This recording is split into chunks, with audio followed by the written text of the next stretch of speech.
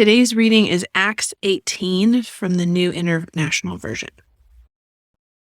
After this, Paul left Athens and went to Corinth.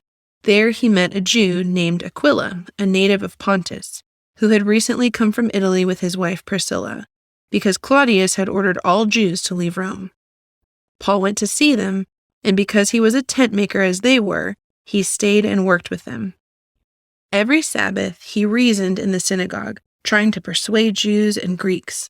When Silas and Timothy came from Macedonia, Paul devoted himself exclusively to preaching, testifying to the Jews that Jesus was the Messiah.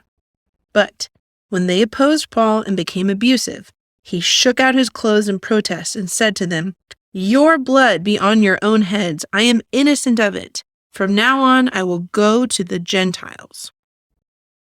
Then Paul left the synagogue and went next door to the house of Titius Justus, a worshiper of God.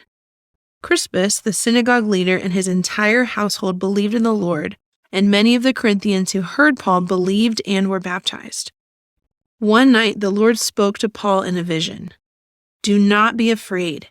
Keep on speaking. Do not be silent, for I am with you, and no one is going to attack and harm you, because I have many people in this city." So Paul stayed in Corinth for 1.5 years, teaching them the word of God. While Gallio was proconsul of Achaia, the Jews of Corinth made a united attack on Paul and brought him to the place of judgment. "This man," they charged, "is persuading the people to worship God in ways contrary to the law." Just as Paul was about to speak, Gallio said to them, "If you Jews were making a complaint about some misdemeanor or serious crime, it would be reasonable for me to listen to you. But since it involves questions about words and names in your own law, settle the matter yourselves. I will not be a judge of such things." So he drove them off. Then the crowd there turned on Sosthenes, the synagogue leader, and beat him in front of the proconsul, and Gallio showed no concern whatever. Paul stayed on in Corinth for some time. Then he left the brothers and sisters and sailed for Syria, accompanied by Priscilla and Aquila.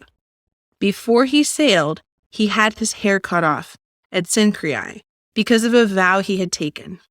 They arrived at Ephesus, where Paul left Priscilla and Aquila. He himself went into the synagogue and reasoned with the Jews.